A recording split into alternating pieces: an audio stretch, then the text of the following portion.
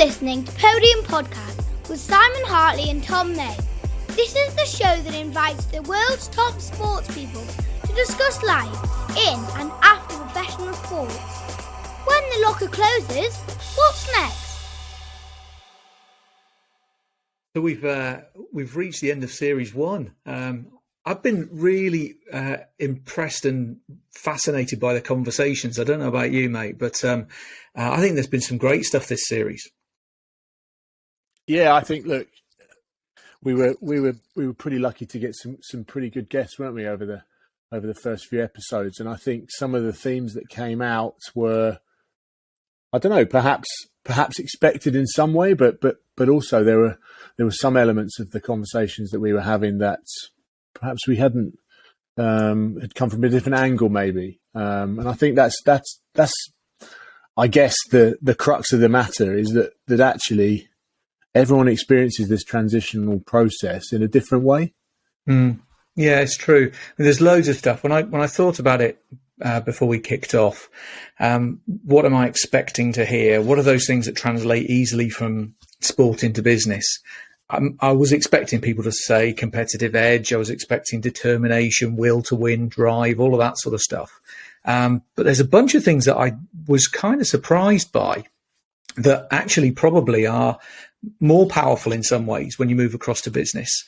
And the people skills, the ability to make relationships was one of them that really leapt out. I can remember Bob Skinstad talked about that at depth. And John Wilkin and Paul Scolthorpe all mentioned being able to, build relationships was absolutely central to what they do. And I know that really resonated with you when we were chatting about it. Yeah, I wonder whether, those guys they've all come from team sports. Something where you have to be able to manage relationships. You don't necessarily get on with everyone you get on with everyone you play with, or have in the same team, but maybe they're not, you don't have to be best mates with everyone.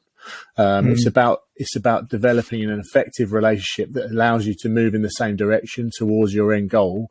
And, that certainly came across from those guests that we had on.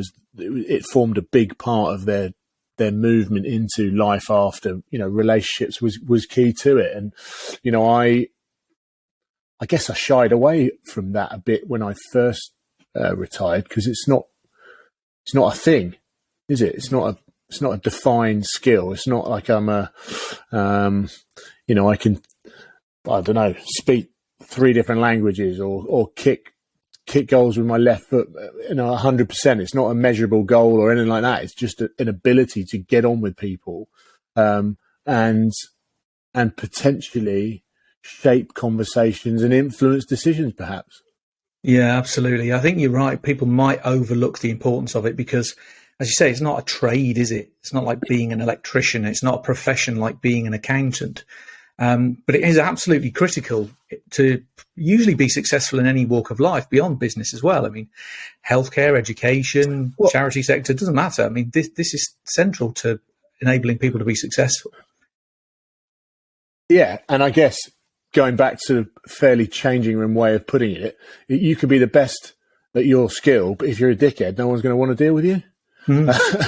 Yeah. And I think, that's what it boils down to. If you have an ability to project yourself in a way that actually people enjoy being around you, I think once you get to a certain age, you don't want to be dealing with people that you don't get on with. Life's too short to be doing that. So actually, you need to find ways to surround yourself with people that are actually within your working environment, whether that be clients or colleagues. And you're enjoying being around those people. They might not be the first person you go and have a beer with, but that doesn't matter. As long as you enjoy being there and you can create a relationship that is for the good of benefits yourself because you're enjoying being around that person, but also drives the business or whatever, a profession you're in forward. I think that's the whole point. Yeah, absolutely. And the other element that really resonated with me, quite a few of the guys that we chatted to talked about leadership being critical, and that they'd probably learnt their leadership by being either a captain or a senior player in the dressing room, and that understanding how to get the best out of people was central to that. Again, this is something that sounds bloody obvious.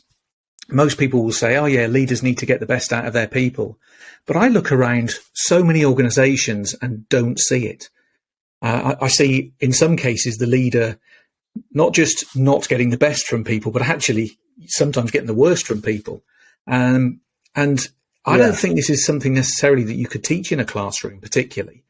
Now, this is, I think, more than just knowledge. This is a true understanding of people that you gain by being around others and being in a high performance environment. Of course, you're always focused on squeezing the best out of everybody because you need to go and deliver a performance, usually in front of thousands of fans on a Saturday afternoon.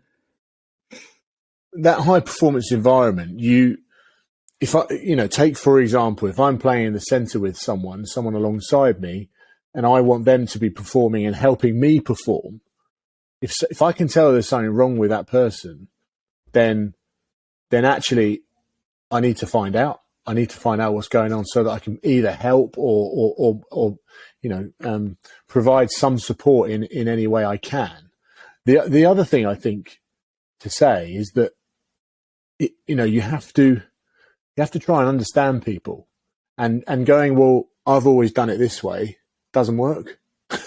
This is what I'm about, and these are my beliefs and my values. That does, it differs within households. So imagine within organizations or high performance environments, you're going to get vastly different perspectives on the way things that should be done, or the way that people go about doing their day-to-day roles and responsibilities within the workplace or sports team. And I think, we have to take a step back. And it's hard. It's not easy, is it? It's not easy to go, oh no, I get that from their perspective. You have to step back. You have to have some element or degree of empathy to what you're within your being to be able to try and understand that. If you're that blinkered, it just makes it nigh on impossible. And you're basically rubbing people up the wrong way from the start, any other how. Yeah, absolutely. And I mean, classically, people sort of understand this, I think, on a headline basis, and they'll say some people need an arm around the shoulder, some people might need a boot up the backside, all that sort of stuff. But it's far more nuanced and subtle than that. Really understanding people, like you say, if you're working with a teammate and that teammate isn't quite as they normally are, maybe they're a bit nervous, maybe they're concerned about something, maybe something's going on in life, and you can tap into that, you might be able to help them. And it's not just passing on, tactical knowledge or expertise or anything like that. It's genuinely understanding human beings. The other thing that, I think just on that, Simon, I think the other thing from that perspective is that I've talked about not necessarily being best mates with all of the people within your team. But there is one thing that's for sure, and that's if someone is under threat, in inverted commas, in your team. So from a rugby context, is starting to get into a scrap with someone from the opposition. You stand up and you back your teammate to the hill. Now, if you're going to do that, you definitely have some form of understanding of your teammate, because you naturally lean towards, I've got a relationship with this person. They're on my side. They're wearing the same shirt as I am. So therefore we are together. There's that element of it. You don't get that in the workplace. So it's very different, but I don't think, from my experience, you don't necessarily get that element of individual camaraderie where you're like, you threaten you don't get it in the workplace because no one's going to come and smack you. Well, I hope they don't come and smack you in the nose in the office. But you don't look after your workmates like that. From my experience, it just doesn't happen. People don't stand up for each other in that way, which I think it's quite interesting, because if someone's neck's on the line, that takes balls to stand up and support that person, because it's far easier to stay quiet and just go, do you know what? If I just keep my head down, I'm safe here. Yeah. There's an element of that, I think, within sport that's very different to business. And actually, it's not limited to sport. The military often have very, very similar dynamics. People like lifeboat crews, emergency services, they often have similar dynamics, or mountain rescue crews, those sorts of things. And you're right. It's there's much more of a kind of an intensity and a bond in those environments. Often, everybody they're working together. There's a really strong, clear, shared purpose. There's a bond between them all. They genuinely are looking out for each other, like you say. There's another element of teamwork. Well, I think actually that the lifeboats, mate, I think is a great example. But they're all volunteers. It's not their full-time role.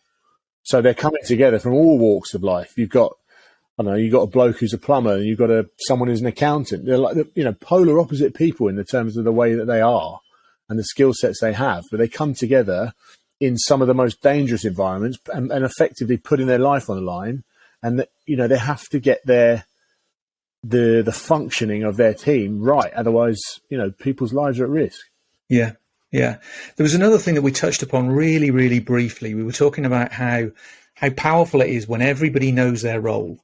It's really clear. Everybody knows their role. They know what they're supposed to contribute. They know their strengths. I think it was something that we were chatting with George Cruz about, and one of those things that made Saracens work, and I suspect still does, because you don't have to be good at everything. Everybody knows how they contribute to the team, and they know the value of all of the others around them, which is something that I often describe as a real appreciation, a total appreciation of each individual. It's understanding the size and the shape of all of the cogs in the machine, why they're all important, why each one of them is absolutely critical to that machine working.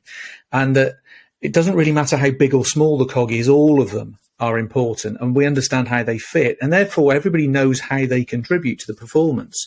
They can go away and practice it. They can really hone their craft because they know what they're supposed to deliver. And I just don't see, it sounds simple again, but I don't see it very often in businesses at all. I see lots of people with a vague understanding of what they're supposed to be doing, working alongside each other, not together, which is kind of bizarre, but I think it's a missed opportunity as well in many organisations. Well, you get many departments or teams within business that maybe they hand over, one part of the process to another. There's a sort of natural grey area where there's a bit of sort of, oh, is this me or is it you? I'm not quite sure, and it sort of works out, and probably the movement of that client through the business process slows down a bit. Yeah. The clearest example I can think of, anyone that's watched rugby on TV or anything like that, it is when a team scores an amazing try off a set piece. So take, for example, a line out. It comes off the top of the line out. So therefore, the throw has been right. The two lifters have been right.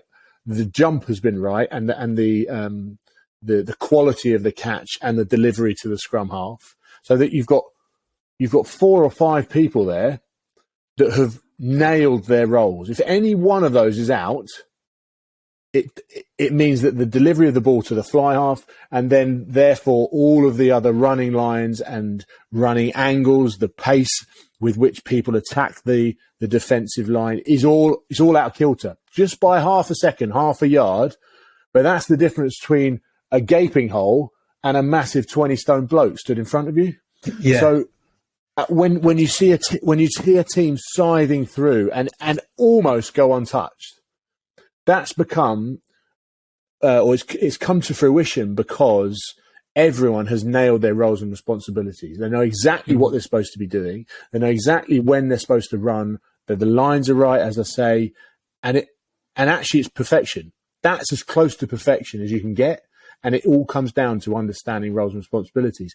And the amount of times that I or as a collective unit, we in the teams I've played in have had a boot put up our arse for not knowing our roles and responsibilities right in various different elements of a game. Now, look, you're not going to get them right all the time because there's 1,000 different variables going on any sporting field at one different time. But if you can get the majority of them right, you're going to be in a pretty good place to perform at a high level consistently, and therefore win more often than not. Yeah. I was explaining it to a client the other day by using the analogy of a track relay, like a 4x100 or 4x400 relay. And I said, there's a critical part in that relay, which is called the change box. And it's the point at which the baton needs to be transferred from the incoming athlete to the outgoing athlete. And in the change box, there's this understanding that both athletes have got responsibility for making sure that the baton comes in and goes out safely at high speed. And in most businesses, they don't really use the change box. Instead of somebody coming in and handing the baton to somebody else, what they come in and do is they put the baton on the floor in the change box and then disappear. And it's like, well, I sent it to them. I emailed it over. I've done my bit now. And it might be, days before somebody picks the baton up and walks off with it. Sometimes they don't even know what it is or what it's for or which direction it's supposed to be going in. And when I was chatting to a client the other day about how you can shave time and therefore money off of a project, we said, well, how much inbox time is there when something just sits in between two people in the inbox? And what would happen if we could squeeze that inbox time down? Because everybody knew how they were, I call it the chain of interdependency. I need to do X so that you can do Y so that somebody else could do Z. How many people actually understand the chain of interdependency and how they're supposed to work with the people either side of them? And it was like, yeah, good point. And when we actually calculated it for this particular client on a project, 6 weeks was the answer. We could save 6 weeks on this project if we just eliminated a lot of the inbox. That's a lot of money.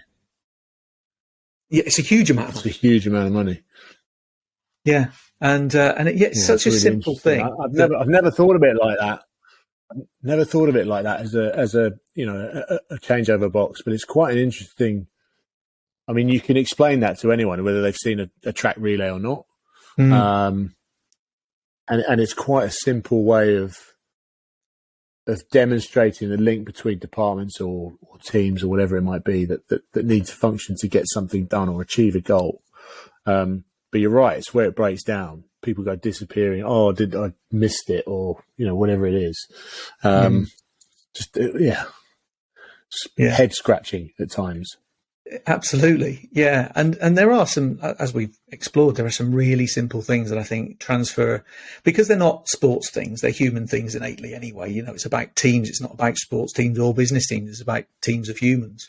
One of the other things that really stuck out, and I suppose I should have expected this one, is that preparation, like personal preparation, is something that most elite athletes do take into their business life, because they understand that nutrition matters, that sleep matters, that, sort of getting yourself right physically, your nutrition, your hydration, everything, and making sure you're fit, healthy, well. All of that has a huge impact. It's got an impact on your energy, on your motivation, on your mood, all of that sort of stuff. And if you don't get that right, your performance suffers, in a business as well as it would do on a sports field. Your meetings aren't as good. How many high flying, I don't know, business directors do we see or know that are burning the candle at both ends? They're grabbing food when they can. They're smashing caffeine like there's no tomorrow. Yeah. Guilty of that, by the way. But also, don't probably give sleep the respect that it should have, or the difference. Getting the right food in you can have on you as an individual and your ability to sort of survive during what is an increasingly cluttered day-to-day existence in a working environment. I think you can go to extremes, and I think a large part of what sports people do post-career, certainly from my perspective, is because of what I've been entrenched in before. It's just because it's what I know. There are times when I really shouldn't or don't need to go to the gym, but I do, just because that's what I do. And actually, that's me neglecting the importance of rest. So I think you're right. I think there's a balance though, and potentially, and I know Scully would be one. Paul Sculthorpe would be one as well. He would sit somewhere near where I do, where it's almost like I'm addicted to training, so I've got to keep doing it, which sometimes can be detrimental rather than a positive.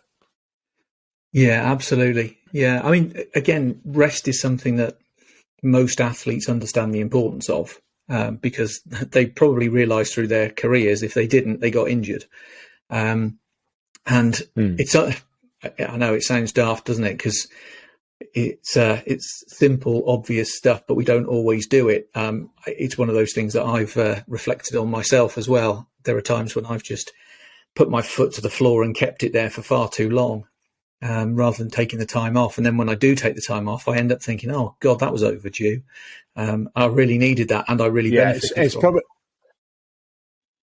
It's probably, I don't know, you probably can't term it like this, but I'm going to anyway. So Justin probably slapped me on the wrist, but it's just the soft option, isn't it? For many people, they're like, oh, rest, that's just being soft.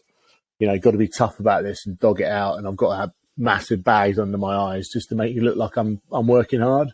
That's all still rubbish, really, isn't it? But I think certainly coming from the at times archaic way that rugby was back when I was playing, just man up, toughen up. Do you know what I mean?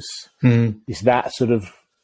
I've heard that comment so many times. Obviously not to me, but to so many players that it's like, oh, you just got to keep going. Get up, go again. Get up, go again. And there's an element of of a huge amount of resilience that is associated with that, but there's also a large amount of daftness as well. Yeah, 100%. Yeah, when we were chatting with Mike O'Connor about how he transitioned from Major League Baseball into financial services, and one of the things he said is I kept that routine. That routine was really important to me, making sure that I got me right. And there were a couple of things that, again, I sort of reflect on. I'm a 10 o'clock in bed kind of person. I need basically 8 hours of sleep from 10 o'clock to about 6 in order to function well. I'm a don't drink on a school night kind of guy. And there's just a couple of little conventions that I know if I compromise them, if I don't do them, it makes a huge difference. If I was to just say, is it okay for me to make up for the no drinking during the week at the weekend? Yeah, that seems to be what happens. That's the point of a weekend, isn't it? Right? then you therefore need to sleep during the week. Yeah. Well, as Rebecca Adlington said, theirs isn't even a weekend; it's 2 weeks of the year, and they make up for it during 2 weeks of the year. True, but she discovered daytime drinking, so 100%. There's all sorts of discovery processes. Absolutely. The other one that came out a number of times was the importance of balance for most people, not being 100% obsessed with whatever you do, your profession. And obviously for a professional athlete, that is playing their sport. And that often most people need something else. I reckon I've reflected on this since our conversations with, I remember John Wilkin talking about this. There probably are a handful of people who can be obsessive and be successful long term. I suspect Tom Brady is somebody like that. Michael Phelps is somebody like that. I think there are a handful of people who can do that really successfully, but the majority, I think, need something else outside of their sport in order to counterbalance and give them an outlet, away from sport. I think, you look at all the sort of, when you go away and you set goals, and it looks at different areas of your life, family life, financial, well-being, all that sort of stuff. It's like that Trivial Pursuit piece. If it's out in any way, something within your life isn't right and you're not feeling good about it. So I think it comes back to your point of, there needs to be an element of consistency across those things that mean that you have an ability to function consistently, because I think that's what balance provides you. It's consistency, rather than lurching in one direction and now I'm going to go after this, because that just demonstrates that you aren't balanced. Yeah, I think that there's I'm going to call it a danger, might not be the right word, that you could read personal development books. You could read, for example, Tom Brady's autobiography or Michael Phelps's autobiography and think, if I want to be successful, I need to be like that. And I do think it works for them. Yeah. I think probably Lance Armstrong was somebody like that as well. But I don't think that absolute 100% single-minded, relentless focus works for everybody. And I think we've probably just got to understand ourselves. And physically and mentally, I think it has a huge amount of negativity on people's lives, in the long term. Yeah, and I think it means that actually they become really unbalanced, no matter what, because largely they can become obsessive about a lot of things. I think it's quite a dangerous place to be. You hear of athletes, becoming, largely focused on alcohol, whatever it might be, because if they're into something, they're in. And they're in it 100%. And I think that balance, it's sort of it's the ballast you need to be able to just push down that route, but not go too far.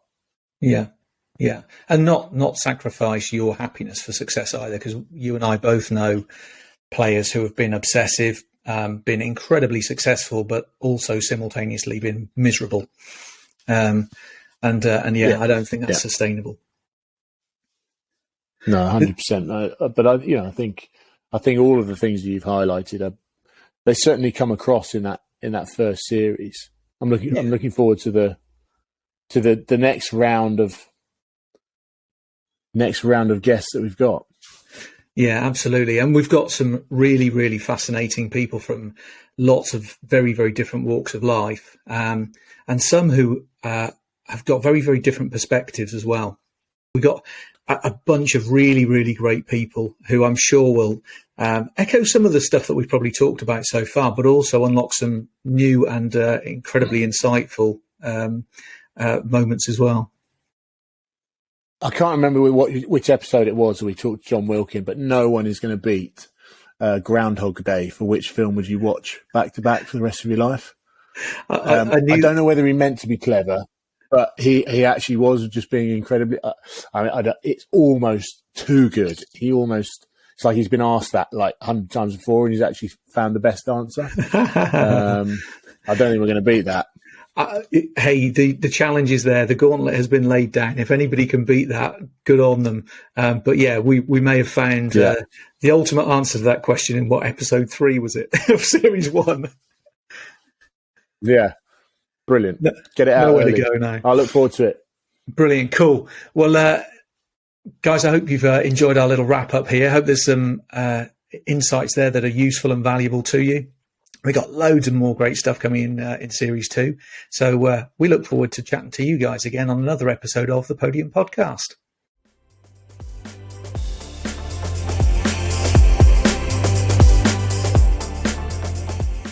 You're listening to Podium Podcast with Simon Hartley and Tom May. This is the show that invites the world's top sports people to discuss life in and after professional sports. When the locker closes, what's next?